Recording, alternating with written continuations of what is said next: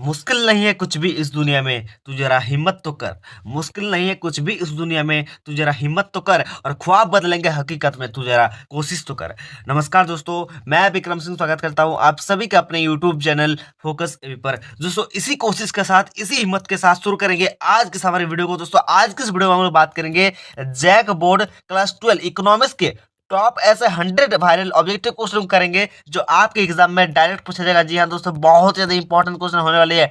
जितने भी सारे क्वेश्चन बताए जाएंगे आपके एग्जाम के लिए बहुत ज्यादा इंपॉर्टेंट होने वाले हैं, क्योंकि दोस्तों ये जो सारे क्वेश्चन है ये आप लोगों का हर एक चैप्टर से लिया गया है। साथ ही साथ दोस्तों क्या है, ये पीवाई की क्वेश्चन है। जो चैप्टर से लिया गया है ना, सब दोस्तों क्या है, पीवाई की क्वेश्चन है। पहले बहुत बार आ चुका है दोस्तों, तो हो सकता है कि इस बार भी आ जाए। जी हाँ दोस्तों, इससे बाहर आप लोगों का एक भी क्वेश्चन नहीं आने वाला है। इस वीडियो में जो आपको मैं 100 क्वेश्चन बताने वाला हूँ, ठीक है, इससे बाहर आप लोगों को एक भी क्वेश्चन नहीं आने वाला। ठीक है, फटाफट से चैनल को सब्सक्राइब कर लो, अपने दोस्तों को इस वीडियो को शेयर कर दो। ठीक है, चलिए बिना किसी वक्त को गवाए शुरू करेंगे आज के हमारी शानदार सी क्लास को। दोस्तों चलिए सबसे पहले देख लेते हैं यहाँ पर क्वेश्चन नंबर 1 को। दोस्तों क्वेश्चन नंबर 1 को स्टार्ट करने से पहले मैं आप लोगों को बता देता हूँ, यहाँ पर जो क्वेश्चन है दोस्तों आप लोगों को हिंदी लैंग्वेज में भी मिलने वाला है और इंग्लिश लैंग्वेज में भी मिलने वाला है। ठीक है, इसलिए घबराना बिल्कुल नहीं है भाई। चैनल पर नए हो, चैनल को सब्सक्राइब कर लेना, आप लोगों के लिए भी बहुत ही वीडियो आएगा, लगातार वीडियो आएगा। ठीक है, चलिए तो फटाफट से चैनल को सब्सक्राइब कर लेना। ठीक है, चलिए सबसे पहले देख लेते हैं यहाँ पर क्वेश्चन नंबर 1 को। ठीक है, क्वेश्चन नंबर 1 हमसे यहाँ पर पूछा गया था कि अर्थशास्त्र का जनक किसे कहा जाता है, कि who is called off the father of economics, यानी कि इकोनॉमिक्स का फादर किसे कहा जाता है दोस्तों, अर्थशास्त्र का जनक किसे कहा जाता है।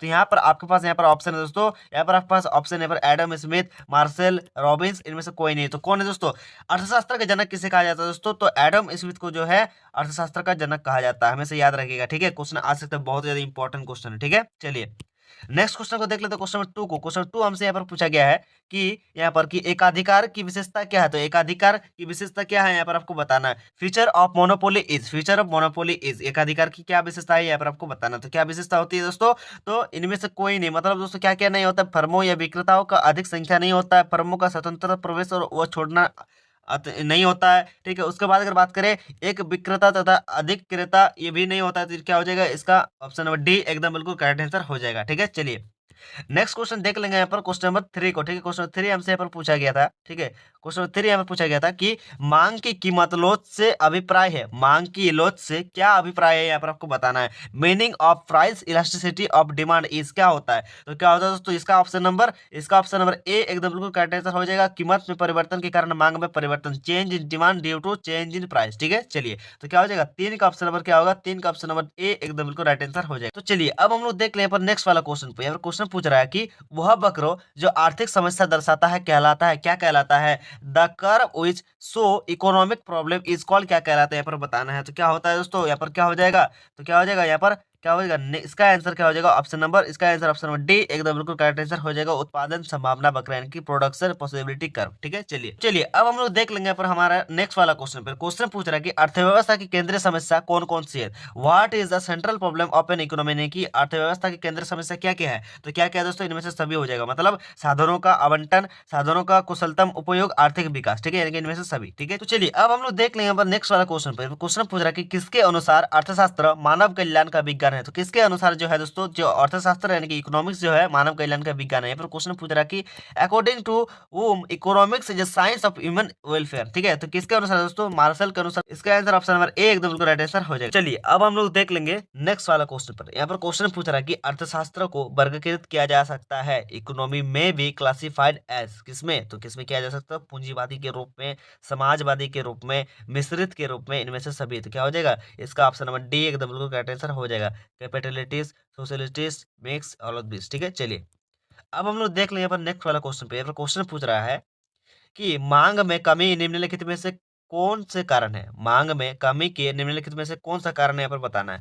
Which of the following is a reason for fall in demand, यानी कि मांग में कमी के क्या कारण है। तो क्या कारण है, इनमें से सभी। क्या क्या हो जाएगा दोस्तों, आय की कमी, फॉल इन इनकम, क्रेताओं की संख्या में कमी, fall in number of buyers, उपभोक्ता की रुचि में कमी, fall in taste of consumer. ठीक है, तो क्या हो जाएगा, इसका आंसर ऑप्शन नंबर डी एकदम बिल्कुल राइट आंसर हो जाएगा। चलिए नेक्स्ट वाला क्वेश्चन को देख लेते हैं। क्वेश्चन ये पूछा गया था कि बाजार मूल्य पाया जाता है, बहुत ज्यादा इंपॉर्टेंट क्वेश्चन दोस्तों आपके लिए। ठीक है, हर एक क्वेश्चन, जो भी क्वेश्चन बता रहा हूँ आपके एग्जाम के लिए बहुत ज्यादा इंपॉर्टेंट क्वेश्चन है। तो यहाँ पर क्वेश्चन पूछ रहा है कि बाजार मूल्य पाया जाता है, market price is found in, कहाँ पाया जाता है यहाँ पर बताना, कहाँ, तो अल्पकालीन बाजार में, यानी कि शॉर्ट पीरियड मार्केट में। ठीक है, चलिए नेक्स्ट क्वेश्चन को हम लोग देख लेते हैं। पर क्वेश्चन ये पूछा है कि व्यष्टि अर्थशास्त्र के अंतर्गत निम्न में से किसका अध्ययन किया जाता है? बताओ अब व्यष्टि अर्थशास्त्र के अंतर्गत निम्न में से किसका अध्ययन किया जाता है? तो यहाँ पर आपके पास ऑप्शन है व्यक्तिगत परिवार, व्यक्तिगत फर्म, व्यक्तिगत उद्योग, इनमें से सभी। देखिए हम लोग एक बार इंग्लिश में पढ़ते हैं। क्या क्वेश्चन पूछा कि विच of the following is study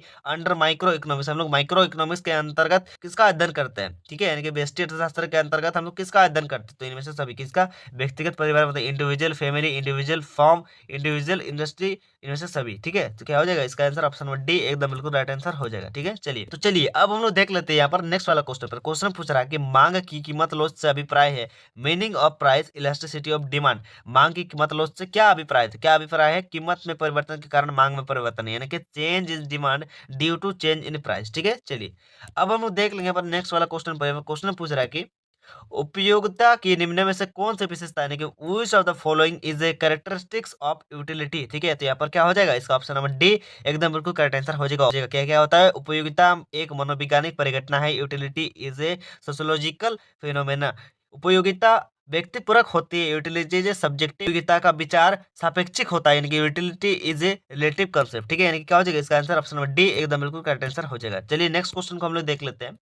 question यहाँ पर पूछा गया था कि अर्थव्यवस्था की केंद्रीय समस्या कौन कौन सी है? अर्थव्यवस्था की केंद्रीय समस्या कौन कौन सी है दोस्तों? ये मैंने आप लोगों को जस्ट थोड़ी देर पहले बताया। ठीक है, तो इसका आंसर आप लोग को कमेंट बॉक्स में बताना है। ठीक है, इसका आंसर आप लोगों को कमेंट बॉक्स में बताना है। ठीक है, मान लीजिए तो अभी क्वेश्चन का नंबरिंग नहीं किया गया है, तो ये क्वेश्चन नंबर ए है। ठीक है, एक क्वेश्चन का आंसर आप लोगों को क्या होगा? कमेंट बॉक्स में फटाफट से कमेंट करके बताना। ठीक है, और फटाफट से भाई कमेंट करके ये भी बता दो कि आप इस वीडियो को कहाँ से देख रहे हैं, ताकि मुझे भी तो पता चले मेरे शेर और सैनिक कहाँ से इस वीडियो को देख रहे हैं। ठीक है, तो फटाफट से भाई वीडियो को लाइक कर देना, चैनल पर नए चैनल को सब्सक्राइब कर लेना। ठीक है, चलिए नेक्स्ट क्वेश्चन है हमारे पास कि एकाधिकार बाजार किसे दर्शाता है? एकाधिकार बाजार जो है दोस्तों किसे दर्शाते हैं? What does a monopolist market show. क्या दर्शाता है दोस्तों? यानी कि मोनोपोलिस्ट मार्केट जो होता है क्या दिखाता है, यानी कि एकाधिकार बाजार क्या दर्शाता है दोस्तों? तो क्या दर्शाता है? इनमें से सभी क्या क्या? उत्पादन प्रक्रिया, वितरण प्रणाली, बाजार प्रवृत्ति, यानी कि दोस्तों production of process, distribution of system और नेचर ऑफ मार्केट। तो क्या हो जाएगा इसका? ऑप्शन नंबर डी एकदम बिल्कुल राइट आंसर हो जाएगा, इनमें से सभी। ठीक है, चलिए अब हम लोग देख लेंगे यहाँ पर नेक्स्ट वाला क्वेश्चन पर। क्वेश्चन पूछ रहा है कि किस विधि से हम बैंक से मुद्रा निकालते हैं? तो किस विधि से हम लोग बैंक से मुद्रा निकालते हैं दोस्तों? तो थ्रो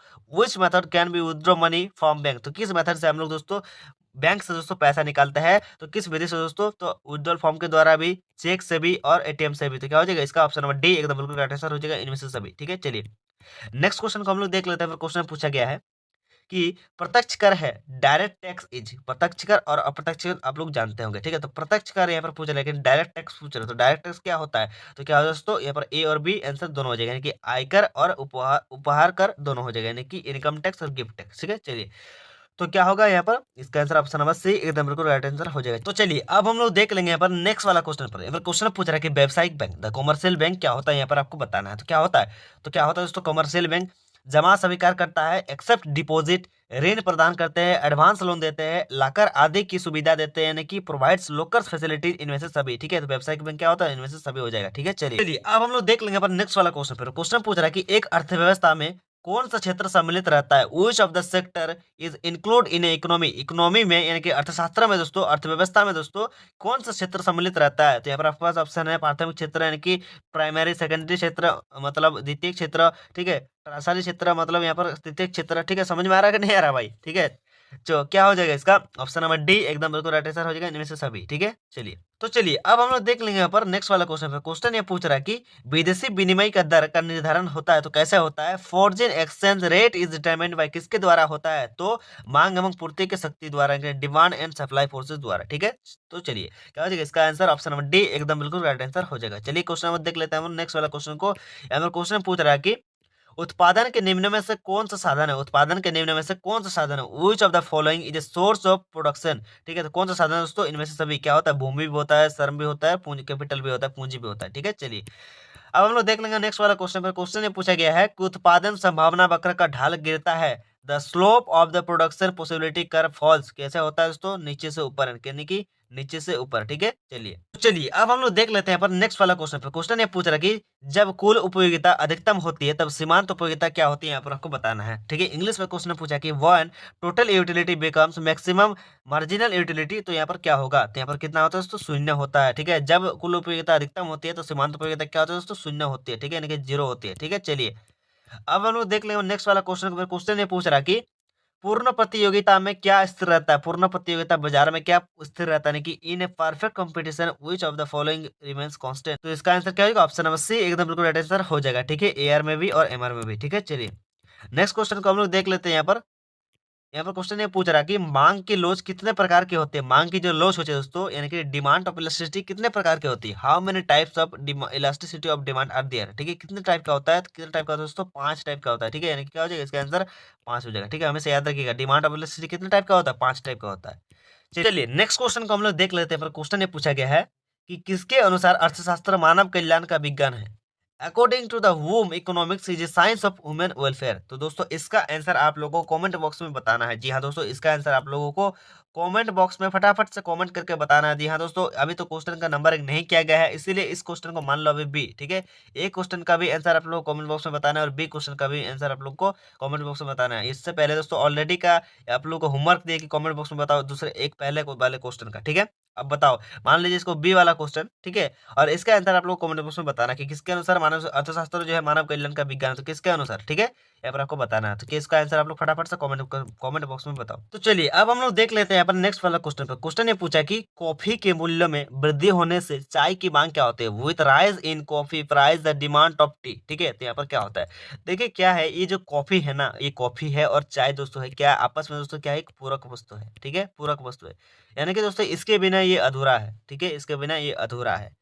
तो मान लीजिए अगर कॉफी के मूल्य में अगर वृद्धि होती है, ठीक है, कॉफी के मूल्य में वृद्धि होती है, चाय की मांग में क्या होगी। मान लीजिए कॉफी का दाम अगर बहुत ज्यादा बढ़ गया, बहुत ज्यादा बढ़ गया, ठीक है, बहुत ज्यादा बढ़ गया। मान लीजिए कॉफी अगर 200 रुपये किलो है, 200 रुपये किलो है, और अगर मान लीजिए चाय अगर 10 रुपये किलो है, तो किसकी मांग बढ़ेगा दोस्तों, चाय की मांग बढ़ेगा। ठीक है, यानी कि क्योंकि दोस्तों पूरक वस्तु का मतलब यही होता है। ठीक है, पूरक वस्तु का मतलब यही होता है कि आप भले इसको यूज कर लीजिए, या फिर अगर इसका दाम बढ़ रहा था आप इसको यूज कीजिए, इसका दाम अगर बढ़ रहा है तो आप इसको यूज करिए। यानी कि मतलब कोई भी चीज, जैसे मान लीजिए आपका नाम है, मान लीजिए आपका नाम कुछ भी है राम, आप मान लीजिए आपका नाम कुछ भी है राम है, मान लीजिए आपका नाम कुछ भी राम है। ठीक है, तो आपको घर में और भी नाम से बुलाता होगा, गोलू बुलाता होगा, छोटू बुलाता होगा, है ना, इसी प्रकार से। तो क्या होगा यहाँ पर, तो कॉफी के मूल्य में वृद्धि होने पर चाय की मांग क्या होती है दोस्तों, बढ़ती है। ठीक है, चलिए यहाँ पर आंसर जो है यहाँ पर गलत दिया हुआ है। ठीक है, चलिए नेक्स्ट क्वेश्चन को हम लोग देख लेंगे। यहाँ पर क्वेश्चन ये पूछा गया है कि किसी वस्तु का मूल्य निर्धारित होता है, किसी वस्तु का मूल्य निर्धारित होता है, कैसे होता है, price of good is determined by, किसके द्वारा होता है। तो किसके द्वारा होता है दोस्तों, इसका भी आंसर आप लोगों को कमेंट बॉक्स में बताना है, यानी कि इसको मान लीजिए क्वेश्चन नंबर सी। ठीक है, तो इसका आंसर आप लोग कमेंट बॉक्स में बताना है दोस्तों। इसका आंसर मैंने आप लोगों को पहले ही बताया, जस्ट पहले ही बताया, फटाफट से इसका आंसर कमेंट करके बताओ। ठीक है, चलिए अब हम लोग देख लेंगे यहाँ पर नेक्स्ट वाला क्वेश्चन। क्वेश्चन ये पूछ रहा है कि अर्थव्यवस्था की केंद्रीय समस्या कौन कौन सी है। Which of the following is the central problem of economy. ठीक है, जिसका आंसर भी आप लोग को थोड़ी देर पहले ही बताया, फिर से बता देता हूँ क्या होता है इनमें से सभी।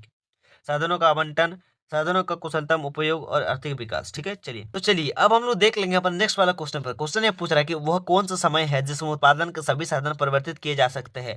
Eight which time all the factors of production में बी द चेंज। तो किसमें होता है दोस्तों, तो दीर्घकाल में होता है। ठीक है, यानी कि लॉन्ग रन।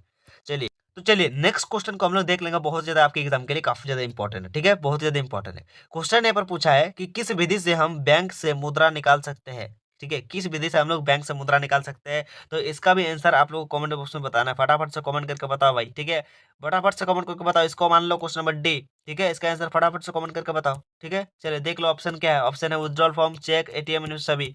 फटाफट से कमेंट करके बताओ। चलिए नेक्स्ट क्वेश्चन है पर, क्वेश्चन ने पूछा कि सेंट्रल बैंक ऑफ इंडिया क्या है। सेंट्रल बैंक ऑफ इंडिया क्या है दोस्तों, what is the central bank of India, यानी कि सेंट्रल बैंक ऑफ इंडिया, यानी कि भारत का जो केंद्रीय बैंक क्या है। तो केंद्रीय बैंक कौन सा दोस्तों, यहाँ पर आपके पास ऑप्शन है व्यापारिक बैंक, केंद्रीय बैंक, निजी बैंक, इनमें से सही। ठीक है, तो क्या होता है सेंट्रल बैंक कौन है दोस्तों, हम लोग का भारत का सेंट्रल बैंक कौन सा बैंक है, तो क्या हो जाएगा, केंद्रीय बैंक हो जाएगा। कौन सा बैंक हो जाएगा, केंद्रीय बैंक दोस्तों। क्या है दोस्तों, भारत का सेंट्रल बैंक, यानी कि रिजर्व बैंक ऑफ इंडिया। ठीक है, रिजर्व बैंक ऑफ इंडिया। ठीक है, रिजर्व बैंक ऑफ इंडिया दोस्तों क्या है दोस्तों, हम लोग का सेंट्रल बैंक है। ठीक है, चलिए नेक्स्ट क्वेश्चन को हम लोग देख लेंगे। यहाँ पर क्वेश्चन नंबर यहाँ पर पूछा गया है कि प्रत्यक्ष कर क्या होता है, यानी कि डायरेक्ट टैक्स। फिर से पूछा गया है दोस्तों, यहाँ पर रिपीटेड क्वेश्चन है। हमेशा याद रखिएगा कि जैक बोर्ड जो है क्वेश्चन को रिपीट करता है। हमेशा याद रखिएगा कि जैक बोर्ड जो हमेशा क्वेश्चन को रिपीट करता है, तो इस बार बहुत ही ज्यादा चांसेस होती है सब क्वेश्चन आने का। ठीक है, 100% पूछा जाएगा। ठीक है, अभी अभी वीडियो को देखो, अभी बहुत लगातार क्वेश्चन आप लोग के लिए 100 क्वेश्चन है, 100। ठीक ना, तो यहाँ पर प्रत्यक्ष कर डायरेक्ट टैक्स क्या होता है दोस्तों, इनमें से सभी क्या होता है, आयकर भी होता है और उपहार उपहार कर भी होता है, यानी कि इनकम टैक्स और गिफ्ट टैक्स।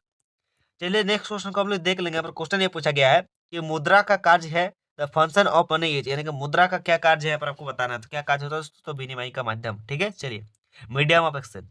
चलिए क्वेश्चन में देख लेते हैं हम लोग नेक्स्ट वाला क्वेश्चन को। यहाँ पर क्वेश्चन ये पूछा गया है कि अर्थशास्त्र के जनक कौन थे? अर्थशास्त्र के जनक कौन थे यहाँ पर आपको बताना है। तो यहाँ पर क्या हो जाएगा? अर्थशास्त्र के जनक कौन है दोस्तों? Adam Smith. ठीक है, चलिए अब हम लोग देख लेंगे पर नेक्स्ट वाला क्वेश्चन पर। क्वेश्चन यहाँ पर पूछ रहा है कि अवसर लागत का वैकल्पिक नाम है the alternative name of the opportunity cost. तो अपॉर्चुनिटी कॉस्ट को और किस नाम से जानते हैं दोस्तों? हम लोग किस नाम से जानते हैं? तो इक्विलिब्रियम प्राइस के नाम से, यानी कि संतुलन कीमत के नाम से। ठीक है, चलिए नेक्स्ट क्वेश्चन को हम लोग देख लेंगे। पर क्वेश्चन ये पूछा गया है कि बाजार मूल्यों को परिभाषित किया जा सकता है, यानी कि market price is define as, किसमें डिफाइन किया जाता है दोस्तों? तो किसमें किया जाता है? तो अल्पकालीन बाजार के रूप में, यानी कि शॉर्ट पीरियड मार्केट में। ठीक है, चलिए नेक्स्ट क्वेश्चन को हम लोग देख लेते हैं। यहाँ पर क्वेश्चन ये पूछा गया है कि उत्पादन फलन में उत्पादन किसका फलन है? In production function, production is a function of, किसका प्रोडक्शन होता है दोस्तों? उत्पत्ति के साधनों के फैक्टर्स ऑफ प्रोडक्शन। ठीक है, चलिए नेक्स्ट क्वेश्चन को हम लोग देख लेते हैं। क्वेश्चन यहाँ पर पूछा गया है कि वह कौन सा समय है जिसमें उत्पादन के सभी साधन परिवर्तित किए जा सकते हैं? Eight which time all the factors of the production में बी चेंज। देखिए दोस्तों 2018 में आया हुआ है। ठीक है,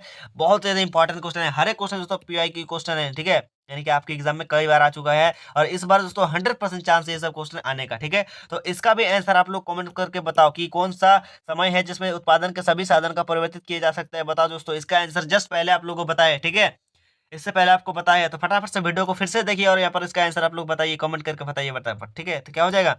इसका आंसर आप लोग कमेंट बॉक्स में कमेंट करके सुंदर सा कमेंट करके बताना है और कहाँ से देख रहे हैं वहां पर भी अपना जगह का भी नाम लेके देना है। तो चलिए नेक्स्ट क्वेश्चन को हम लोग देख लेंगे। क्वेश्चन ये पूछा गया है कि उत्पादन फलन को व्यक्त करता है production function is express bye, कौन सा ऑप्शन यहाँ पर आपको सेटिस्फाइड कर रहा है दोस्तों? उत्पादन फलन को यानी कि दिखा रहा है, कौन सा ऑप्शन जो है यहाँ पर शो कर रहा है यहाँ पर उत्पादन फलन को? ठीक है, तो इसका आंसर ऑप्शन नंबर बी एकदम बिल्कुल करेक्ट आंसर हो जाएगा, क्योंकि दोस्तों यहाँ पर क्या है? एफ है और एफ के साथ क्या है? ब्रैकेट है और ब्रैकेट के अंदर क्या है दोस्तों? एक कुछ फंक्शन है, उत्पादन क्या है? उत्पादन फलन का फंक्शन है। ठीक है, यानी कि क्या है? ये फंक्शन है। ए बी सी डी क्या है दोस्तों? एक फंक्शन है। ठीक है, चलिए तो क्या होगा? इसका आंसर ऑप्शन नंबर बी एकदम बिल्कुल करेक्ट आंसर हो जाएगा। चलिए नेक्स्ट क्वेश्चन को हम लोग देख लेते हैं पर कि उत्पादन के साधन क्या है? तो what is factor of production. ठीक है, फैक्टर ऑफ प्रोडक्शन क्या होता है? तो इसका भी आंसर क्या होगा? ऑप्शन नंबर डी एकदम बिल्कुल करेक्ट आंसर हो जाएगा। ठीक है, नेक्स्ट क्वेश्चन हमारे पास कि उत्पादन का सक्रिय साधन है an active factor of production is. देखिए 2017 में पूछा गया दोस्तों। ठीक है, कॉमर्स वाले का पूछा गया था, बहुत ज्यादा इंपॉर्टेंट क्वेश्चन है। तो उत्पादन का सक्रिय साधन है दोस्तों क्या है? श्रम। ठीक है, यानी क्या हो जाएगा? लेबर। तो इसका आंसर क्या होगा? श्रम, इनका ऑप्शन नंबर। चलिए नेक्स्ट क्वेश्चन को हम लोग देख लेते हैं। पर क्वेश्चन ने पूछा है कि प्रत्यक्ष कर क्या है दोस्तों? देखिए ये क्वेश्चन बार बार आ रहा है, यानी कि प्रत्यक्ष कर बार बार आ रहा है। जी हाँ दोस्तों, 2014 में भी पूछा गया, 16 में भी, 2018 में भी पूछा गया है, यानी कि इस बार आने का 100% चांस बनता है दोस्तों। ठीक है, कि प्रत्यक्ष कर क्या होता है? तो हमेशा याद कर लो भाई कि प्रत्यक्ष कर होता क्या है? इनकम टैक्स भी होता है और गिफ्ट टैक्स भी होता है, यानी क्या हो जाएगा? इसका ऑप्शन नंबर सी एकदम करेक्ट आंसर हो जाएगा। ठीक है, चलिए नेक्स्ट वाला क्वेश्चन को हम लोग देख लेते हैं। पर क्वेश्चन ये पूछ रहा है कि बजट के संगठक निम्नलिखित में से कौन है? Which is a component of budget. ठीक है, देखिए दोस्तों ये जो क्वेश्चन है 2017 में आ चुका है, यानी कि दोस्तों इस बार आने का बहुत ज्यादा चांस बनता है दोस्तों हर एक क्वेश्चन। ठीक है, क्वेश्चन एक बार पूछ रहा है कि बजट के संगठन निम्नलिखित में से कौन है? तो कौन है दोस्तों? और वो दोनों, यानी कि दोस्तों बजट प्राप्तियां और बजट वाई। ठीक है, यानी कि budget expenditure and budget receipt. ठीक है, चलिए तो इसका आंसर क्या होगा? ऑप्शन नंबर सी एकदम बिल्कुल राइट आंसर हो जाएगा। ठीक है, चलिए क्वेश्चन नंबर देखते हैं हमारा नेक्स्ट वाला क्वेश्चन को। यहाँ पर क्वेश्चन पूछ रहा है कि प्रत्यक्ष कर वह है जो उसी मनुष्य द्वारा दिया जाता है जिस पर वह कानूनी तौर से लगाया जाता है, ऐसा किसने कहा? देखिए किसने कहा है कि प्रत्यक्ष कर वह है, यानी कि प्रत्यक्ष कर के बारे में कहा गया है कि प्रत्यक्ष कर वही है जो मनुष्य द्वारा दिया जाता है जिस पर वो कानूनी तौर से लगाया जाता है। जो कर है वो कानूनी तरह से लगाया जाता है। देखिए ये जो कर है ना, कर का मतलब क्या होता है दोस्तों? टैक्स। क्या होता है? टैक्स। और ये जो टैक्स है ना दोस्तों, जिसके ऊपर कानूनी तरीके से लगाया हुआ टैक्स, उसी को हम लोग क्या बोलते हैं? प्रत्यक्ष कर। ठीक है, ये किसने कहा है यहाँ पर आपको बताना था। किसने कहा है? तो किसने कहा दोस्तों? डाल्टन ने कहा था। ठीक है, यानी क्या हो जाएगा? इसका आंसर ऑप्शन नंबर सी एकदम बिल्कुल राइट आंसर हो जाएगा, डाल्टन। ठीक है, तो चलिए अब हम लोग देख लेंगे यहाँ पर नेक्स्ट वाला क्वेश्चन पर। क्वेश्चन ये पूछ रहा है कि the basic condition of firms equilibrium is. ठीक है, तो यहाँ पर क्वेश्चन हिंदी में पूछ रहा है कि फर्म के संतुलन की मूल शर्त क्या है? तो क्या है दोस्तों? मूल शर्त। ठीक है, तो यहाँ पर क्या हो जाएगा? क्या हो जाएगा? M C equal to M R. ठीक है, चलिए अब हम लोग देख लेंगे यहाँ पर नेक्स्ट वाला क्वेश्चन पर। क्वेश्चन ये पूछ रहा है कि यहाँ पर क्वेश्चन पूछ रहा है कि supply creates it's on demand who said this. मतलब ये जो है किसने कहा है? पूर्ति अपने लिए मांग का सृजन स्वयं कर लेती है, या किसने कहा है? तो किसने कहा दोस्तों? किसने कहा? जेबी से ने कहा है। ठीक है, यानी क्या हो जाएगा? इसका आंसर ऑप्शन नंबर ए एकदम बिल्कुल राइट आंसर हो जाएगा। चलिए हम लोग देख लेते हैं नेक्स्ट वाला क्वेश्चन पर। तो दोस्तों यहाँ पर जो आपको क्वेश्चन उठाया गया है ना, आपका प्रीवियस ईयर क्वेश्चन से भी उठाया गया है, चैप्टर से भी उठाया गया है, मतलब हर जगह से यहाँ पर आप लोगों का क्वेश्चन उठाया गया है, एक भी क्वेश्चन छोड़ा नहीं गया है। बस इस वीडियो को पूरा अगर देख लिया 2 बार 3 बार 4 बार तो बस आपका पार घाट लग जाएगा भाई, थोड़ा सा भी घबराने का जरूरत नहीं होगा। ठीक है, तो फटाफट से इस वीडियो को अपने दोस्तों को शेयर कर दो। ठीक है, क्वेश्चन ये पूछ रहा है कि who is the writer of the book the general theory of the employment interest and money. ठीक है, यानी कि ये जो बुक है दोस्तों किसने लिखा है, किसने लिखा है, कौन सा book, the general theory of employment interest and money नामक पुस्तक के लेखक कौन है दोस्तों, कौन है दोस्तों, यहाँ पर आपको बताना है। तो किसने लिखे थे, तो ये किसने लिखे थे दोस्तों, यहाँ पर आपको बताना है किसने लिखे थे दोस्तों, जेम किसने। यानी क्या हो जाएगा इसका आंसर ऑप्शन नंबर सी एकदम बिल्कुल राइट आंसर हो जाएगा, जे एम किसने लिखे थे। ठीक है, किस के द्वारा लिखा गया ये किताब था। तो चलिए नेक्स्ट क्वेश्चन यहाँ पर पूछा गया है। यहाँ पर क्वेश्चन बहुत ज्यादा इंपॉर्टेंट क्वेश्चन है कि व्यष्टि अर्थशास्त्र में सम्मिलित होती है micro economics includes. Micro economics में क्या इंक्लूड होता है, यानी कि व्यष्टि अर्थशास्त्र में क्या सम्मिलित होती है दोस्तों, तो क्या सम्मिलित होता है, इनमें से सभी, मतलब व्यक्तिगत इकाई मतलब इंडिविजुअल यूनिट, छोटे छोटे शेयर स्मॉल यूनिट्स, और व्यक्तिगत मूल्य निर्धारण इंडिविजुअल प्राइस डिटर्मिनेशन और जो सभी। ठीक है, यानी क्या हो जाएगा इसका आंसर ऑप्शन नंबर डी एकदम राइट आंसर हो जाएगा। चलिए नेक्स्ट वाला क्वेश्चन को हम लोग देख लेंगे। क्वेश्चन नंबर पूछा गया है कि उपभोक्ता व्यवहार का अध्ययन किया जाता है, consumer behaviour is study in, कहाँ अध्ययन किया जाता है दोस्तों, तो सूक्ष्म अर्थशास्त्र में कि माइक्रो इकोनॉमिक्स में। ठीक है, चलिए नेक्स्ट क्वेश्चन को हम लोग देख लेते हैं। यहाँ पर क्वेश्चन में पूछा गया है कि व्यष्टि अर्थशास्त्र के अंतर्गत निम्न में से किसका अध्ययन किया जाता है, तो किसका अध्ययन किया जाता है दोस्तों, व्यक्तिगत इकाई का, आर्थिक सामग्री का और राष्ट्रीय आय का। तो किसका अध्ययन किया जाता है दोस्तों, तो राष्ट्रीय आय का अध्ययन किया जाता है। ठीक है, चलिए तो चलिए अब हम लोग देख लेंगे यहाँ पर नेक्स्ट वाला क्वेश्चन पर। क्वेश्चन यहाँ से यहाँ पर पूछ रहा है कि समष्टि अर्थशास्त्र के अंतर्गत निम्न में से किसका अध्ययन किया जाता है, which of the following is studied under macro economics. Macro economics के अंडर किसका अध्ययन किया जाता है, यानी कि समष्टि अर्थशास्त्र के अंतर्गत किसका अध्ययन किया जाता है, यहाँ पर आपको बताना है।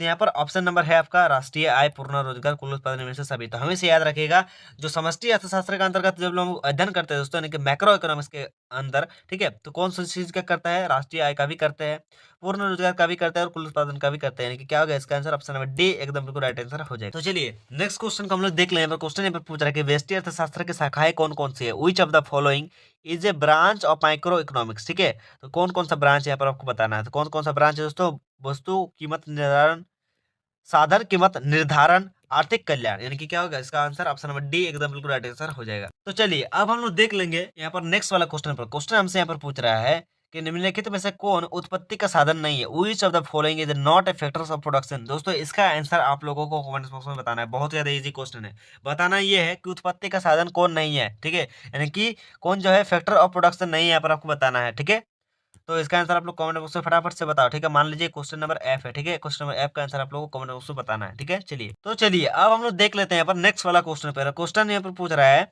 कि व्यष्टि अर्थशास्त्र की शाखाएं कौन कौन सी है, तो वस्तु कीमत निर्धारण, साधन कीमत निर्धारण, आर्थिक कल्याण, इनमें से सभी। ठीक है, चलिए नेक्स्ट क्वेश्चन को हम लोग देखते हैं। यहाँ पर बहुत ज्यादा इंपॉर्टेंट क्वेश्चन है। पूछा गया है कि मांग की कीमत लॉस की कुल बाई विधि का प्रतिपादन किसने किया था, तो किसने किया था, तो मार्शल ने किया था। ठीक है, चलिए हमेशा याद रखिएगा। नेक्स्ट क्वेश्चन हमसे पूछ रहा है कि उत्पादन संभावना वक्र का ढाल कैसा होता है, कैसा होता है दोस्तों, ऊपर से नीचे की ओर। ठीक है, ऊपर से नीचे की ओर, पहले भी आपको बताया। तो चलिए नेक्स्ट क्वेश्चन हमारे पास कि वह कीमत जहां बाजार पूर्ति बाजार मांग से अधिक होती है उसे हम क्या कह सकते हैं, क्या कह सकते हैं दोस्तों, तो क्या कह सकते हैं, अतिरिक्त पूर्ति। ठीक है, चलिए नेक्स्ट क्वेश्चन को हम लोग देख लेंगे। यहाँ पर क्वेश्चन यहाँ पर पूछा गया है, बहुत ज्यादा इंपॉर्टेंट क्वेश्चन है। यहाँ पर पूछा गया है कि समष्टि अर्थशास्त्रीय निर्णयकर्ता कौन होता है, तो समष्टि अर्थशास्त्र के जो निर्णयकर्ता होता है उसको कौन होता है, तो क्या होता है, राज्य होता है। ठीक है, यानी कि राज्य करता है। ठीक है, चलिए नेक्स्ट क्वेश्चन को हम लोग देख लेंगे। यहाँ पर क्वेश्चन नंबर यहाँ पर पूछा गया है, यहाँ पर क्वेश्चन पूछा गया है कि वास्तविक संसार में निम्नलिखित में से कौन सा बाजार पाया जाता है, वास्तविक संसार में से कौन सा बाजार पाया जाता है, तो कौन सा बाजार पाया जाता है, तो एकाधिकार प्रतियोगिता बाजार पाया जाता है। ठीक है, चलिए तो चलिए अब हम लोग देख लेंगे यहाँ पर नेक्स्ट वाला क्वेश्चन पर। क्वेश्चन हमसे यहाँ पर पूछ रहा है कि आर्थिक क्रियाओं के अध्ययन के संदर्भ में अर्थशास्त्रों को दो शाखाओं व्यष्टि और समष्टि में किस अर्थशास्त्र ने विभाजित किया, तो किसने किया था, तो रेगनर फ्रिश ने। ठीक है, तो नेक्स्ट क्वेश्चन हमारे पास दोस्तों फॉर्मूला वाला क्वेश्चन है। पर क्वेश्चन पूछ रहा है कि निम्न में से कौन सा सत्य है, तो कौन सा सत्य है, तो हम लोग क्या फॉर्मूला जानते हैं दोस्तों, के बराबर हम लोग फॉर्मूला जानते थे 1/MPS। ठीक है, MPS। ठीक है, चलिए बाकी सब गलत है, यानी कि इसका आंसर ऑप्शन नंबर बी एकदम बिल्कुल राइट आंसर हो जाएगा। नेक्स्ट क्वेश्चन हम लोग देख लेंगे। पर क्वेश्चन नंबर पूछा है कि इनमें से कौन सा अप्रत्यक्ष कर है, तो अप्रत्यक्ष कर कौन सा है दोस्तों, तो यहाँ पर उत्पादन कर। ठीक है, चलिए उसके बाद यहाँ पर क्वेश्चन पूछा गया है कि लोचपूर्ण विनिमय दर के निम्न में से कौन सा गुण है, तो कौन सा गुण है दोस्तों, इनमें से सभी हो जाएगा। यानी कि क्या क्या हो जाएगा, सरल प्रणाली, सतत समायोजन, भुगतान संतुलन में सुधार, तो इनमें से सभी। ठीक है, नेक्स्ट क्वेश्चन को हम लोग देख लेंगे। यहाँ पर क्वेश्चन में पूछा गया है। तो चलिए नेक्स्ट क्वेश्चन यहाँ पर पूछा गया है कि राष्ट्रीय आय लेखे कितने प्रकार के होते हैं? तो कितने प्रकार के होते हैं दोस्तों? 5 प्रकार के होते हैं। ठीक है, चलिए नेक्स्ट क्वेश्चन को हम लोग देख लेंगे। क्वेश्चन यहाँ पर पूछा गया निम्न में से कौन स्थिर लागत नहीं है? तो स्थिर लागत कब नहीं है दोस्तों? कच्चे माल की लागत। ठीक है, चलिए अब हम लोग देख लेंगे यहाँ पर हमारा लास्ट वाला क्वेश्चन को, जो इस वीडियो का लास्ट क्वेश्चन है और आपके एग्जाम के लिए बहुत ही ज्यादा इंपॉर्टेंट है दोस्तों। हर एक क्वेश्चन आपके एग्जाम के लिए काफी ज्यादा इंपॉर्टेंट था। ठीक है, अब पूछा गया है कि निवेश के निर्धारक घटक कौन से? तो कौन है दोस्तों? ए और बी दोनों, यानी कि पूंजी की सीमांत क्षमता और पूर्ति दोनों। ठीक है, तो दोस्तों इस वीडियो में हम लोग टोटल टॉप 100 क्वेश्चन को कर लिए, ऑब्जेक्टिव क्वेश्चन को कर लिए, जो आपके एग्जाम में डायरेक्ट पूछा जाएगा। जी हाँ दोस्तों, बहुत ही ज्यादा इंपॉर्टेंट क्वेश्चन था दोस्तों ये 100 क्वेश्चन। ठीक है, तो फटाफट से इस वीडियो को अपने दोस्तों को शेयर कर दो, और चैनल पर नए हो चैनल को सब्सक्राइब कर लो। अभी आप लोगों के लिए लगातार वीडियो आएगा, तो फटाफट से चैनल को सब्सक्राइब कर अपने दोस्तों को शेयर कर दो। चलिए मिलते हैं नेक्स्ट वीडियो में। जय हिंद, जय भारत, भारत माता की जय।